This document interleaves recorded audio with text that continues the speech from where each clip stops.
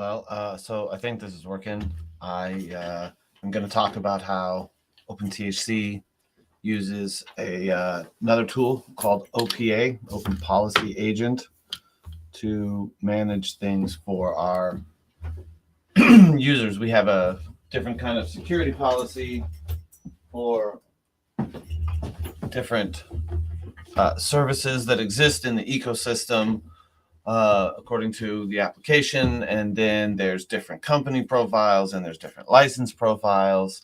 There's different contact profiles with various accesses to other companies, maybe access to some licenses in a company, access to some actions that they can take in the system that they may not be able to.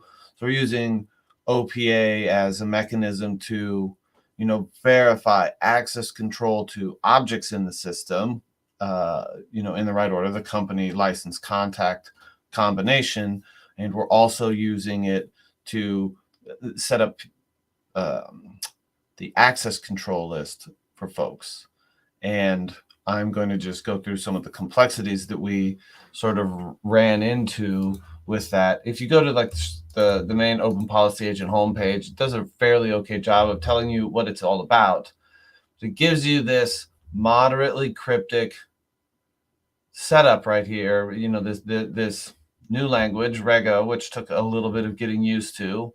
And, this one sort of doesn't look like this one. And the second two, they sort of look the same. And this third example, how an application uses it, is mostly how we use it. Our app has a couple of different services, and there's some shell scripts and things like this. So we have to implement it in this application-y like way, different stuff, architectural flexibility. For our usage of OPA, we're not the Go library. We can't embed that because we don't have not everything is in Go. So we run OPA as a secondary service. The application layer queries the OPA system. The OPA system is going to, deliver us the nice answer to the policy. We'll get to what that answer to the policy is. So we run it in this daemon mode. There's tools for policy authoring, yeah, blah, blah, blah, playground. So that's fun. And then you get in here to talk about OPA. There's another spot where this talks about Rego. I can't find it right now real easily. There was another spot where I looked at it at OPA, and we were evaluating it, and it was asking us how we wanted to feed the data into OPA, and their top recommendation was pack all of the information that's necessary into a JWT and have OPA just validate with that. That does seem like it would be fairly cool, except that we have a lot of stuff that we sort of wanted to pack in there. There's a lot of data, and some of that data could change even while the user is active or while the service is active, thereby requiring, now you have to get yourself a JWT again, sign out, sign back in kind of stuff, or possibly some process to re-authenticate some other API client or something that might make that not that awesome. There's a few other options on that list. And then option number 4 also talked about how to put the data into Rego, the data that that OPA is going to use when it's evaluating some questions. This one doesn't have any data usage. Neither does this one. And neither does this one. So that's sort of not that awesome for us, but we're definitely going to have loads of data in our Rego definition. So then somewhere in here, it tells you how to download OPA. That's fairly easy. And then you have to write yourself a whole bunch of you have to put some external data in. Oh, hot dog, this is the document I was looking for. JWT tokens, here's how you would do this, blah, blah, blah, blah, blah. Option number 2, overload on input, which not a super, super big fan of. But then, you know, OPA is very, very flexible. So you can make it work with all the data in the input, or you can make it work with some data that you're loading into OPA. And the data you're loading into OPA, you know, you're just sort of shoving some JSON blobs in there, you know, to represent some kind of hierarchical, possibly data structure. But you could also feed that into the you could make that part of what is this input parameter when you're doing a policy query. And that seemed like a lot of overhead to us. We would have to, maybe the queries to OPA are slightly larger, but only on the order of a few bytes at a time. So negligible, but it seems like it's a lot of extra complexity to have in the application layer that's making this policy query, where it has to, you know, it has to be sure to now assemble a large piece of data for that. And if we want to change policy, or if we want to change what's required as some kind of piece of data for the policy, if it needs to now depend on, oh, well, let's pass in an additional parameter for the policy query so that it can compare that to, you know, some known good data state or something, we would have to touch the app layer every single time for something like that. Versus if it's outside of the query, if it's outside of this necessary data, which we'll get to for the policy agent, then we can make those changes to the policy itself, and we can make some changes to that data set independent of any changes to the application code. And I want to like implement the policy queries in the application code and then sort of be able to leave them there, because those queries all provide the necessary context for the policy decision, and that we're going to be able to use that same data set on input, you know, for the policy query, without having to change it again and again and again as policies get refined or updated or changed. Bundle API. Oh yeah, this is where OPA fetches data from your system somehow. And you go through that process, and it has this lag time and some regeneration and something. It says it's recommended for static medium-sized data. And then option 4, which is the one that we picked at the end of all of this, is that we push a bunch of data into OPA. So we have our data sources as PostgreSQL, and then we have a fairly small script. You know, this is a fairly trivial thing to implement. We go through the database of all of the companies that are authenticated or, you know, have an account, and then each of the contacts, and then each of the license blobs of data that belong to a company, and contacts, users have access to one or more companies. Companies have access to one or more licenses, you know, as a relationship. That license is inside that company. And so we spin through all of those, and they have some other data status things that we care about, that object status in our system. You know, things like, is their billing account in good standing? Is the license currently active or not? You know, regulatory holds can happen, things like this. Is the user active or not active? We want them to be in the policy agent as not active, or possibly have some other restricted state on that user, right? This user is active in this company as a power user, and maybe is active in this company as just a read-only kind of user. So we have the script that goes through all of that. And then inside of the application, there's a number of excuse me, roles or individual actions that people can take. So there's a complex set there of the you know, can they view inventory? Can they update inventory? Can they do a conversion? Can they create a transaction with the to sell product?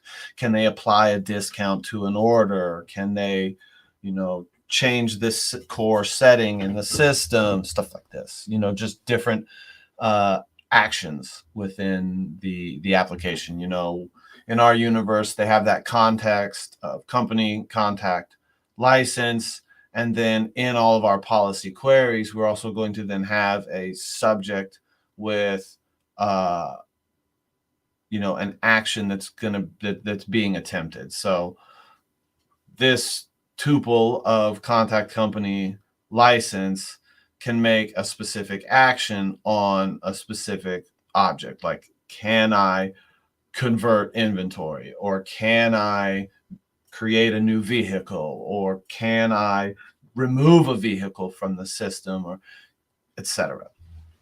And so we ended up creating a bunch of stuff. So one of the things they says here, it's recommended usage for dynamic and medium-sized data, well suited for data that changes frequently. Well, one of the cool things was we had to write a script that exports from our data store, our authoritative data store, into OPA. We have to do that one time to pump OPA full of all of the data that it needs. It's like 1,600 companies and some thousand licenses and some thousand of contacts. And it says it's well suited for data that changes frequently. Well, when company's billing status changes, for example, or a contact is just created because somebody's making a new account in the system, that's something that needs to get pumped into the OPA system, in near real time. Well, in actual real time. We commit that stuff into the authoritative data store, and then there's some hooks that our operations system has.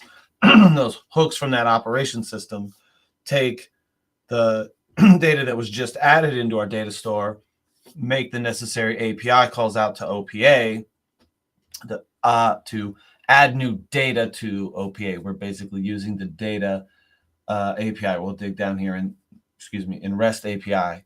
And then I want to policy language. Yeah, let's get back to this policy language, and then they talk about what it is. There's something that's really, really, this language took me a long time to get my head around. And here is like, let's compare this object of rect to an object that we're going to describe as something like this. It took me a second to really kind of get there. What's that damn operators? It's going to tell me in here somewhere. Their operator equal does something funny. Yeah, 3, there's the assignment operator and a comparison, and then this weird single equal symbol is a unification operator. And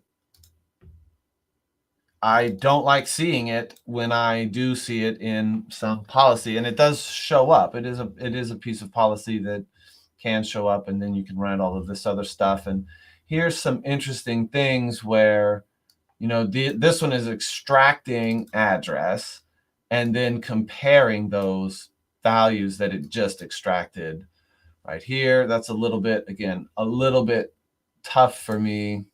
Forget what else was in here. Oh yeah, I'm not using any of these built-in functions. This one is the sample data, which is close. We load sample data too. Oh yeah, we are putting a bunch of this stuff at the top of our Rego files, which are all part of, we made a separate project in our universe. That's the OPA project. It's got the notes. We make a new project in our GitLab, and it puts the notes, and we have our little wiki about it, and but we put our README. Here's how to make the thing. Here's how to fetch the fresh data. Things like this. Strict mode. Rego 1, we are doing this Rego v1 import. They say you should do this, so we do this. We'd like to use a bunch of the feature sets that are there, this if keyword and other things that come in from futures keywords. And then now we're looking at some rego, and this is the boring stuff. And then here it's setting some data, setting a default value of allow, does this thing. And what is interesting is that this query at the end of it, I think what it returns back in the policy decision is it'll give you the variable L, and it'll give you a variable back that's allow, that would be a Boolean value. And then it would put this message that you assign down here into this violations, and then violations gets returned. And the returned part is what was also sort of a little bit of, took a little bit of getting used to, let's say. So then we basically hacked out our stuff for OPA, over some small period of time. I'm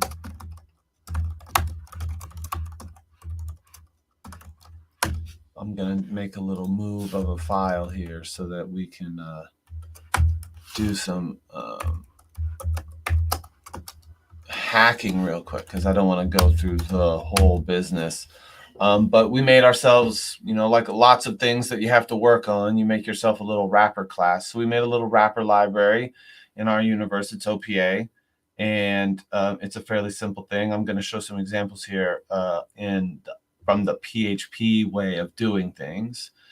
And I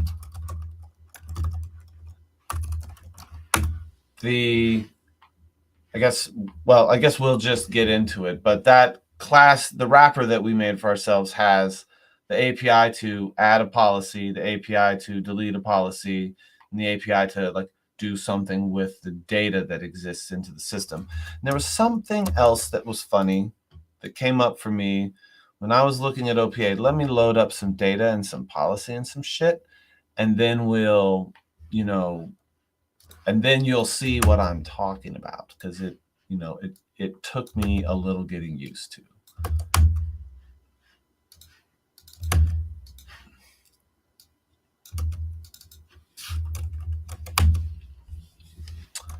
All right, so here's this hack code. This hack code is pretty hacky, and it's got some examples of a bunch of stuff we were trying, but here's some metadata that we like to put in there.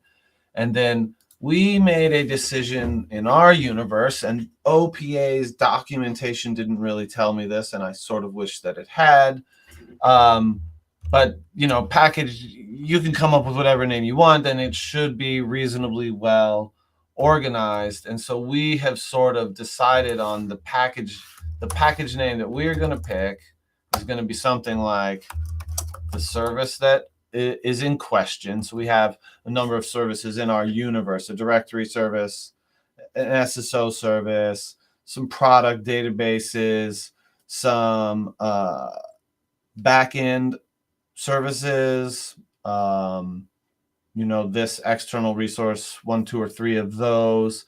We have a regular seed to sale application. We've got a point of sale application. We've got this laboratory data stuff, and other of these services, not necessarily a microservice, but user facing services, and also API services, and also microservices, but that's sort of a loaded word. And all of them are asking OPA what the dealio.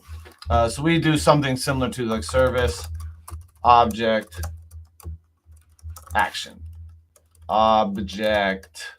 I'm having trouble spelling because it's so late and I'm drinking and smoking. We just decided that that's what that's going to be, and we made another little helper in our OPA helper library.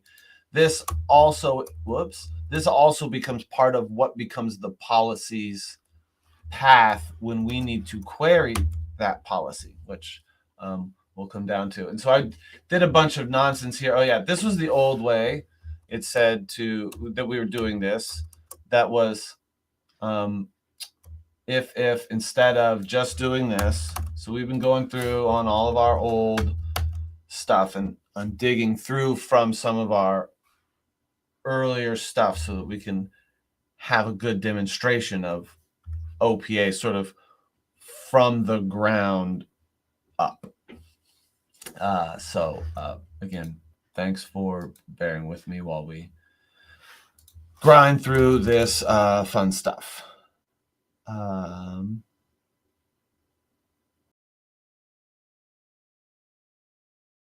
Yeah, I'm having trouble. This thing should be loading some new files for me, but it has not done that yet. And that sort of sucks for me. All right, so then here's what we define. We define default access, and it has a reject. And here's a bunch of notes from some other stuff that we've done. We have this other permit variable that's being created, assigned right here, and giving me this value. And this is where this variable called data is the internal data that we'll talk about that we've pumped into OPA. So if, and this basically means this is a basically select matching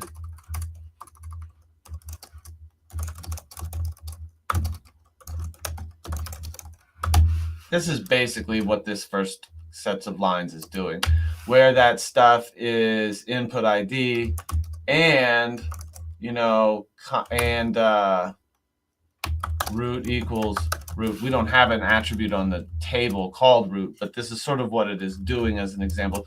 This is an attribute that we would set on a user with, you know, superb privileges. And then this is just some, oh yeah, this was an experiment. Like what if we took it from input?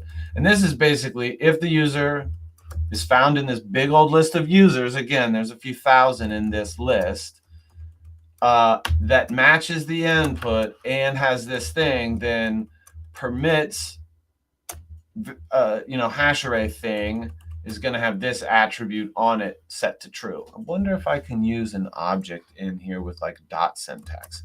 Haven't bothered to try it. I saw an example that did it like this, and that's kind of where we went. This was a fun test we were doing where if somebody puts a magic key on the input, a very magic key, you'll never guess, ABC123, then we put this attribute on permit also to true, doing something here where some of the services are more specially trusted. I have like an is trusted attribute we add on to the service when it's loaded. This was a test about if the subject is a license and this. Another way of looking up the license and making sure that the license is matching with the company and contact ID, the license that who's owning that license. And so then access, which we had set above earlier as the Boolean or as the string value reject, becomes the value permit if the count of things in this permit array is greater than 0. So that's the end of my rego. We'd also toyed with the idea of returning a reason response, and we could have OPA then pass back a message if it did not work out right for you, similar to what happens in this cube example. It's going to have message and it's going to do this thing, right? Yeah, so that's what we did. Then here we're using our OPA client that we created, and we're setting the rego with this text. The trick, it's not really a trick. A thing that we did in the policy set helper is with a real shit hack here, right? Look for the package name, and if it's not there, we shit the bed. But if the path is in there, we replace the dots with slashes, and that becomes the URL of our policy. OPA doesn't tell me what to like name my policy, and the package name in that file, near as I can tell, doesn't have to match what the path you give to the policy could be. So you could I think you could handle those things in a bunch of different ways. And maybe we should put path in the metadata. And maybe I need to read a little bit more about how the package name affects what's going on in OPA. And then we make the URL and we put the data into the thing, very boring shit. And we get the response back. And that's how we set the policy. When you go to get the policy, we're going to get that with that query of the path. So for this one, the path would become, dir/license/update. So the name of the action that I would be trying to take right there. And it's interesting, you post to query the policy, you post to /data, which sort of threw me for a loop when we were running into that. And then I give them the context. The context is that thing that becomes the input array. In our universe, we have a context that mostly always, is going to include the service that's making the call, the contact, the company, and the license. So we pass those IDs into OPA, merge some policy together. We don't have this. This is not dialed in this copy right here, but those get merged so that the app layer can then pass in an additional set of context into the thing. I'll just hack it here. But they would also then have a subject. And that subject is something clever, like a plant or an inventory or that object, that you want to take the action on. I'm sorry, inventory. And then you should provide an action. Convert. Sure, that sounds great. There's hundreds of different actions that you can take, but basic stuff. Can you CRUD on the object, and then can you do special one-off actions? Inventory and crop, and this is a regulatory compliance environment. So at the end of the life cycle of a plant, whether it gets harvested or it fails and is destroyed, or when your inventory runs down to zero, or you sell it all or you consume it all, or it's now got to be destroyed because all that's left is the waste, those crop objects and those inventory objects in the system go through a finish process. They're marked as done, they're confirmed as done. If there's a destruction event that also has to take place, confirm that operation. So those get carried into by the application that's calling this. And I noticed another silly thing is we had this is a simplified wrapper for because we want our apps to have an easy time, which was this stub was called easy, but it's actually just called permit these days. And it's a static helper on this thing, gets its own little thing, and then calls policy get with the necessary context. So any app could also just instantiate this class OPA. It's part of our common library, and start running queries against the OPA, properly with a policy get. Anyways, back into the hack. So this is what that stuff does. Set the rego text. So then here we're going to add some data set, and I'm going to add into this. Basically adds it into data/company, and this adds it into data/contact. What we're going to do, what we should be doing, I feel like, for this example, is actually putting this into the top here. Let's put our data in before we put our policy in. So I'll put add policy right there, and add data. It said must. Yes, you must. All right, so let's just do this too, and then we'll take a break right after that. And we'll just fuck it. What's this script called? Hack.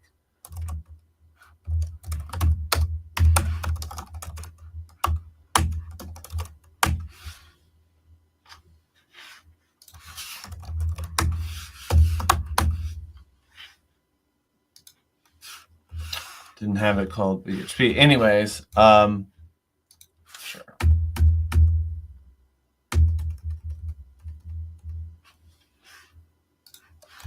So then I'm in my terminal now. I've already started the OPA project. And I want to make my life easier, so I exported this var OPA that points to my locally running thing. And now I can just get my shit out of OPA. And here's the stuff that I've just added. You want to make it You want to have it look cool? I want to have it look cool too. OPA always returns the stuff. The JSON blob that it sends back always has result and then has all the shit you care about in result. So get rid of result. This, if it looks familiar, it's because it's the data that we just loaded, and that makes sense. So in our universe, we have a status on things, and we copy HTTP status codes where it makes sense. So all these ones that are saying 200, they're in good shape. What's fun about all of the data that you've added into OPA, that I've added into OPA anyways, is that now I can get that data back out. Let me get my company data out. And so there's my two companies. We use these 128-bit identifiers for everything in our universe. And these are output in the ULID format, which is also compatible with UUID, like V7, V8 is very, very similar. So whatever. We found that it's helpful. Yeah, we know the ID of the company that we're asking for when we do it, but then we want it to have an object that's reasonably smart so that it has this ID on itself. And I feel like that affects a little bit about how we address the data in here when we need to update something for just one company. We could go and make the call to data company this. You want to change just the stat, like you can get just the stat out of the thing. And then you can post, let's see, I got, it ain't there. Oh yeah, so here's a bunch of nonsense we tried when we were like going through and doing some experiment. So then you can, this is a policy query. And I'm having some difficulty finding where we, oh yeah. See, so then I go all the way to this one attribute on this one service is trusted, and I could set that a data is true. So we could do something similar to this company's stat, right? I get the company stat and it's this, but now I'll just change my command here to do what? -x put, and then my data is going to be just the value 400. Is this hard to see? Shit's wrapped. Here, there we go. Put data 400 JQ result. And now it's like, well, I didn't get any result. Let's just take that back. Sure. All right, cool. And now let's get the stat off the thing. Oh, it says it's 400. That's great. I wrote it like 3 times, but hey, what are you going to do? You can go back and get that company at the top layer. This is what it looks like. And then if we go back here and just get all my companies, here's what all my companies look like. So this company I just modded sits right here. This company is doing just fine. Yeah, so then let's go back and hack out the stuff. So then we're going to have to add this policy. Actually, let's just do the next step. Let's just add policy and talk about the next little thing I did with OPA that was a little frustrating. So we'll just write that to exit, php hack.php, did all the stuff. It says it's not a good one. What did I do? Oh, idiot. Commenting, it matters. There we go. Oh, I've done even worse. Oh, I see, because I left that stupid note in there. Just re-import it again. No big deal, right? It's all good like that. So then data company still comes out okay, just fine. But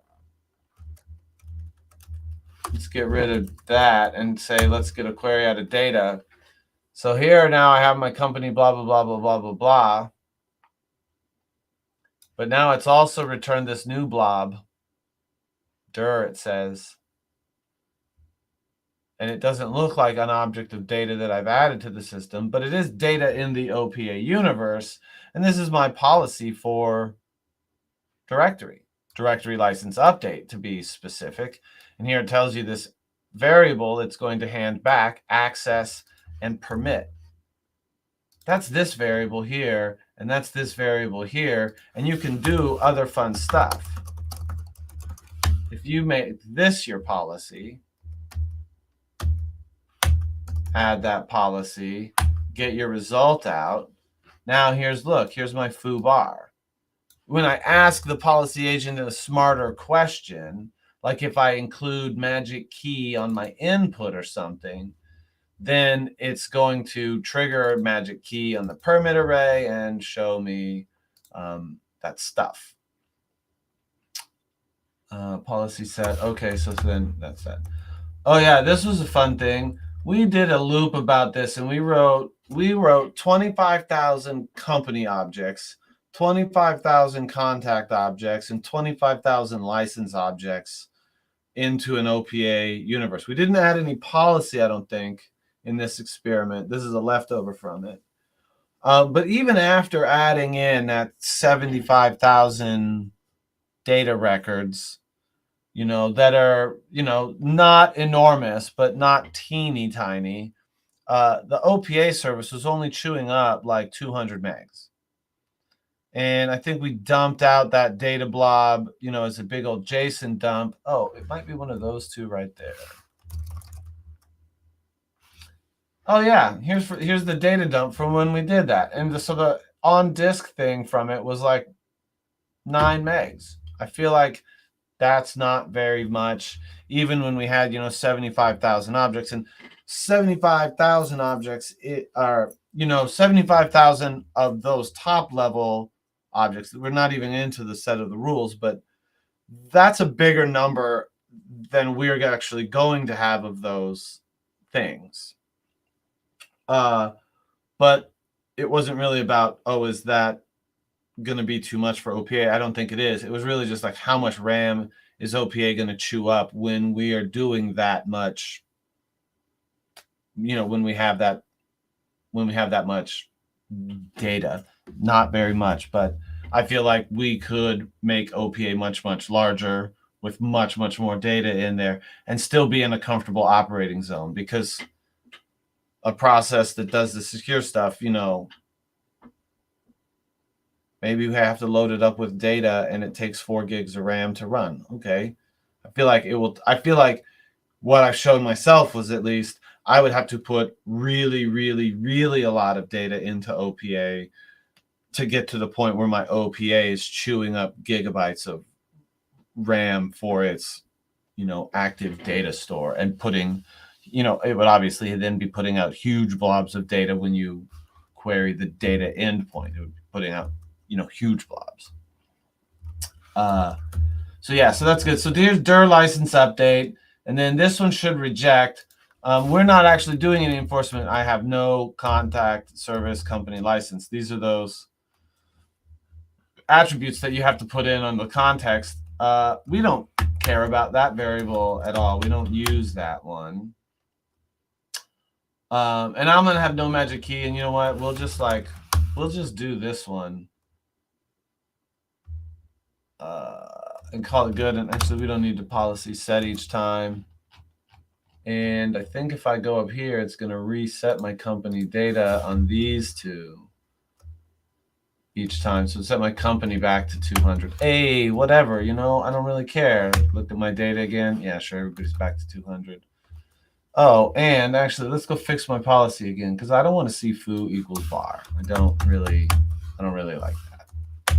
Try to run it. Whoops. Run my hack script again. Should reject, it says. So then my access parameter comes back with reject. Access is the thing I care about. I got foo and it equals bar, and then permit is an empty object, which is exactly what I wanted. If we go back here and look at this, it said should reject. Should reject. It's exactly what I wanted it to do. Should reject. This one doesn't matter. This one says it should permit, because I think that client ID was the special one. Nope. And in fact, look what a dangerous mess this sample data is. The contact has the same ID as a company, which would never happen in our real universe. So let me just grab this spare one and change who my contact is. And then let's change who this one is. And then contact.root equals root. what I'm gonna do on that special contact down here, then, who is it? Q4G. Let's just like highlight the text.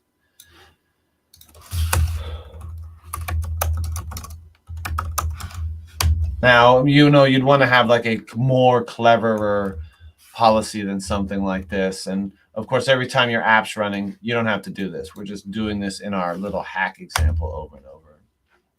Oh yeah, sorry, should reject. And it rejected just like we expected it to. And now we have this other one that says should permit. Should permit. Should permit. I'm just going to get rid of these fucking notes. They're garbage. Put a little line there, though, so it's like maybe I should have wrote something. Now let's run it again. Should reject, should permit, access. Now my access is the word permit. That's being triggered by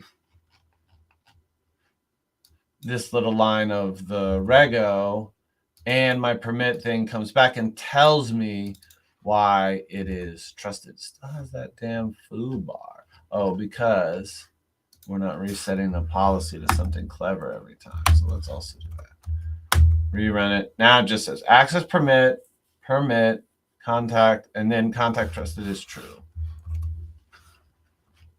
Unescaped slashes. What if we also add JSON pretty print to this bad man jamma?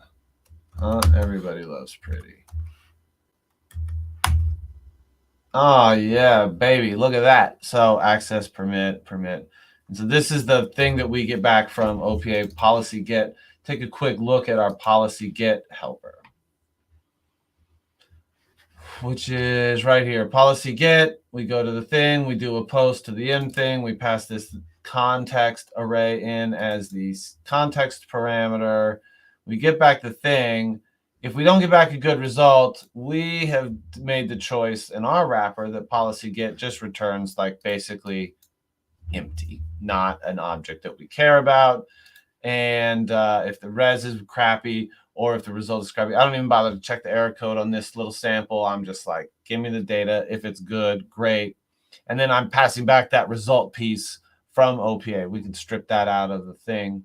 And then in our easy goes back and looks at this access parameter, make sure that it's the word permit. And we have access and we have permit. So function easy, which, oops, I'm editing the wrong one of these fuckers because I have 2 copies of this fucker open. Yep. We go to static function permit, and permit is actually just a Boolean. So what that means is like way down in the rest of the code, we can do something like this. I'll just like repeat this context. Actually, I need all of this, don't I? And you know what I'm gonna do? I'm gonna get all the shit. Okay. But I say if, and now it doesn't come from OPA client. It's coming from our wrapper, which is static. We say permit all this detail. If OpenTHC permit, that's a big ass API call to wrap in a little if, isn't it? Permit equals that if permit echo permitted. We'll call that permit 2. Something like this. Let's see if it works. No, because my fingers are too fat.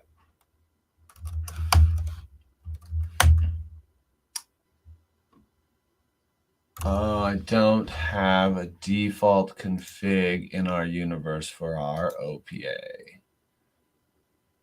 Ooh, I need to create one.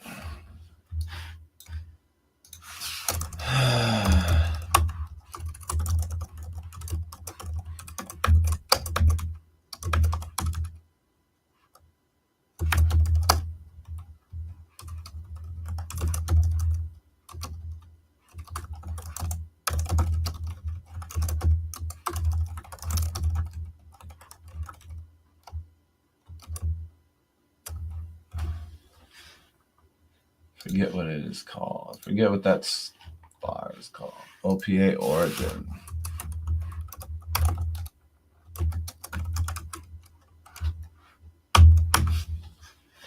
And what am I using for my default origin here?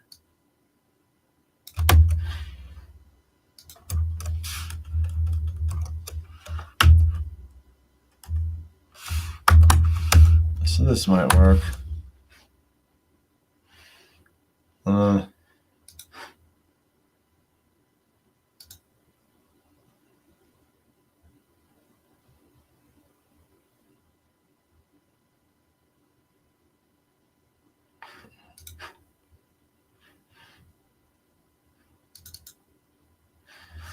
Oh. Let's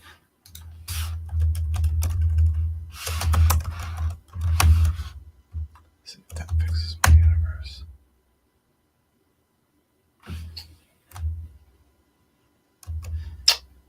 It is still not happy about my default config for some reason, so I'm just going to change it to say origin equals this, not throw. That way I can run my little script. Now I'm not sure if this is doing what I wanted it to do. I don't even want to start my debugger.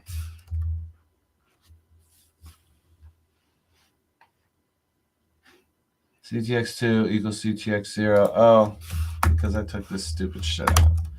Got to do that. Run the hack. There we go. Okay, so let's ditch this thing.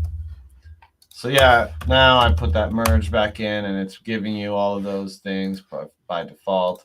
And so that means, now that I've tuned all that little shit up, is that when we're making the API call, these things can be left out because the wrapper sort of knows that they're going to come from the universe, or however it is that you would have that context available to your own in-app system, right? You could do something like CTX if you're not having it, this is not the robust pattern. Getting it from an existing session var that should exist, a big ass global from the universe, not the best way to do it, but sort of just to illustrate, you want to have this easy wrapper function that sets up a bunch of the core pieces of your policy query, in a consistent way. So this is one way to do that. Have the library know about your universal way of handling passing that context around, or it could come from something like, and then you have some app object and like get context, and it fills that out for you, and then you would add other stuff to the context. Object equals crop, and CTX action equals finish, for example. And now my policy get, sorry, that would not work here. Policy get still needs you to pass in everything explicitly. Permit, OPA permit, only has to do something like this. If I had a session, I don't have a session, but the other stuff will get automatically added onto the stupid thing. And then we can go down here. This was another test where we added some services and set them internal. But here we can do this one with whatever default contact which we have, which is none. And we can say like, oh yeah, that's called permit number 3. We run the little script again, should reject, there's my reject, should permit with our like explicit query, and then permit 2 and permit 3 are both triggering. That's this call to easy is working and is validating because this thing is legit. And then this one is coming back with permit 3 because ABC 1, 2, 3. We'll ditch it here so it gets out of our, it doesn't confuse us. ABC 1, 2, 3 is set, and we have another little trick right there. If you've given me the magic key and the thing that you gave me is an input parameter called key, and it is ABC 1, 2, 3, then I set this bit. And now my count is greater than 0. My access goes to the word permit, and I'm good. I would sort of sometimes feel like I want to be able to like unset a variable, but I don't even think I know the answer to how to do that right now. Strict mode. No, I didn't do anything like that. Variables. If the query does not supply value in that variable, if the query, then that variable is an output. A variable is an input and an output. Get what I'm saying? This variable exists when it iterates automatically through this one, sites, finds a thing named finds one, puts it in the var called site, then does this comparison. It's not crystal clear, but this is a loop. You know, this was some of the things that was causing us some confusion earlier when we were trying to get our head around it. So I didn't want to write stuff like this. We didn't want to put this in. So they don't do that. They say use hash keys and stuff like this instead of using dots. So it's always this square bracketed array. I'm fine with that. I love square bracketed arrays. Effectively are using variables and doing the iteration, and if they're unused, we can place them with the underscore because it's like not a variable, similar to how underscore is treated in Golang. Multiple expressions, blah, blah, blah. Joins. Yeah, this one is a weird one because it's like assigning all the stuff, like find the server in the site server's name, you know, and like that's some, again, that's some loops right there. That's kind of handy for site insights, if site, like that's pretty handy for how that works. Lots of the stuff takes me a little bit to try to like understand the rules of how it's making it. I've been writing for myself those little helpers, like that one that gave me an error. Select contact where ID equals the thing and root equals root. Helps me think about how that one would become a true statement. Sometimes I look at Rego and OPA and that API that it has, and I'm thinking to myself, like, it could be easier if my Regos were written as some, like, could have just been written as SQL.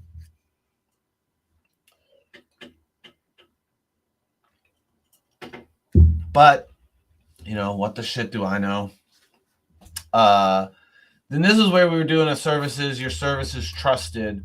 So this is where we'd have to go back and we have to like load more data into our universe. So we would do this. We set a contact company. So let's go and set some services in our universe, and we'll pick on some stuff that we like sort of actually do. I think this might describe two of them.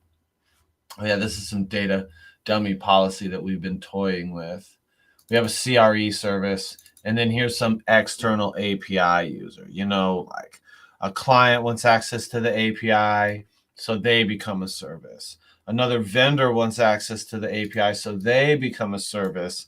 And then through, you know, various sign-in processes, OAuth and things like this, a contact would authorize a service to act on their behalf, which updates the authoritative data set in our PostgreSQL database, and then also triggers a little API call, pump the data over to OPA, so that this service is permitted to do things, the limited set of things that this, you know, contact in our universe has authorized them to do. And that's where, you know, when you get prompted, when you connect your app to another app, like through OAuth shit, it says, do you want to let them have permission to manage all my data in Google Drive and do this and do this and do this?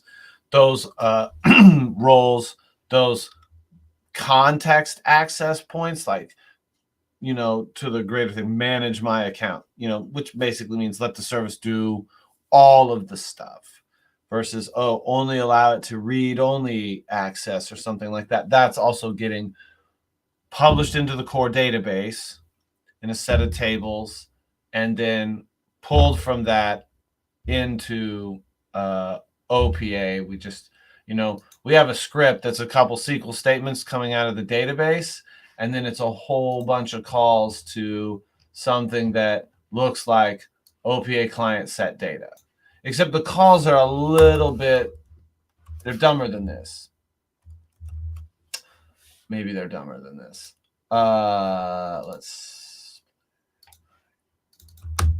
Whoops. So this is the first one. I'll have these match this other thing. You're not going to be root. Your status 200. You're in great shape.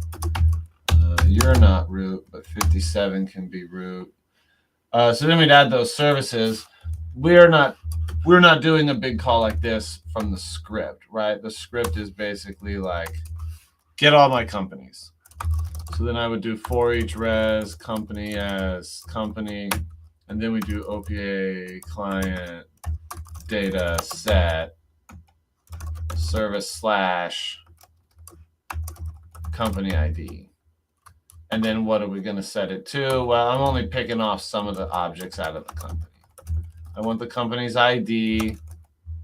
That's from the thing. I want the company's status out of my core database. So that goes in the thing. There is I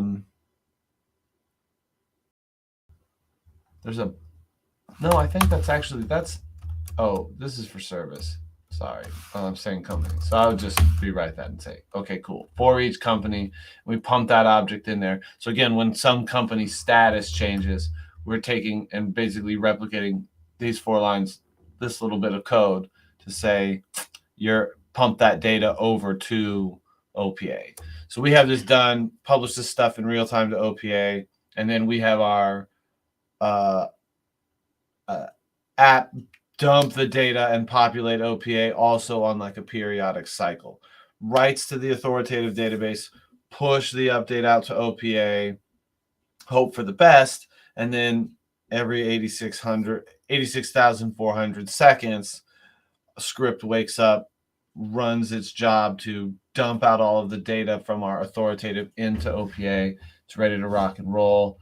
And then again with this, it took us a long time to figure out what did we want our package names to look like, what did we want our data in Rego to do the queries on, and then return back what that policy is going to be. Because our primary objective here is to use OPA sort of like, role-based access control, or even a very fine-grained access control kind of system.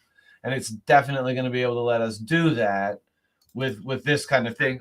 We may need to expand OPA down the road so that it can affect more policy choices for us. And I see a spot where OPA can be done to set that policy. It's in that demo that they're showing here. When you evaluate something against this policy, your policy is going to emit a deny message when these conditions are kind of true. Oh, this is a much better rule. So it's going to have to find that, or allow front-end services to run a get. This is similar if the value is the thing. And then here's another weird thing. Allow is going to be true if this is here. And I think the answer is that this is going to return also source spiffy client ID. And then, whoops, evaluate. Yeah, see, now it gives me this other variable back, which I kind of didn't want to get that variable back. I want to have just an allow. So, but again, Rego doesn't tell you which one of those things to do. It says, it gives you all of these options, and sometimes it seems like it gives you too many options. You can't figure out exactly which one to use. So we had to do a lot of back and forth on our own team about, well, what should our regos look like? What should our response look like? How do we want to actually use OPA? Well, and now I definitely, we want to use OPA. We want to use OPA a lot. We want to use it for primarily ACL type of things, which puts us in the realm of, all the time. We want to just litter the app with calls to OPA permit, OPA permit, OPA permit, OPA permit. However we get it, is it a static off of a top level class or as an object helper or something? And for the demo, we're doing it like this. For the show off, we're doing it like this. Make life easy from my hack script. But this thing just gives us the Boolean, and the code can go and do that. So you could do fun things with your OPA and your wrapper, and you run your little permit helper. And if permit says you're rejected, else, just run the OPA again. And then return and get the data out of that and hand that to the user. You could run the OPA. Yeah, you run the OPA again, or, when it's permitted right here, this whole context that we have, this path and this context parameter, make a hash of that.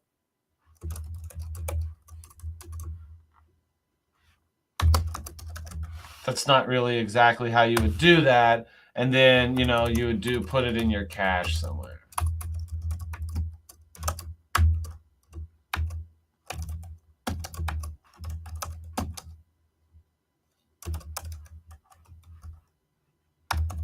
TTL 420, baby. Boom. And so, now you're caching this stuff, and maybe up here, or maybe your OPA facade, your OPA helper, inside a permit, maybe it's really, really smart. And you have something else that's, an even smarter top level object, and it's called ACL. And it's basically ACL permit, and then you pass in the stuff, path, and context. And this wrapper is now even more smarter and is doing a bunch of stuff where it's checking in its local cache for the shit. And then if it doesn't find it in the cache, then it does the call out to proper OPA, and and then caches the successful result, and maybe even caches the negative result. So you're not just hammering the OPA machine. We've been able to hammer the OPA machine, and it has not been too terrible for us. So we didn't even get to the part where we got to pump thousands of bits of data into the system. I didn't show the data pump to pump all of that stuff into the system. And we didn't even actually get into writing some more of the more complicated rego that talks about the policy of the company in the license, in the contact, and that data structure. So, this has been an hour. I'm done. So you'll just have to maybe come to the next one. Thanks.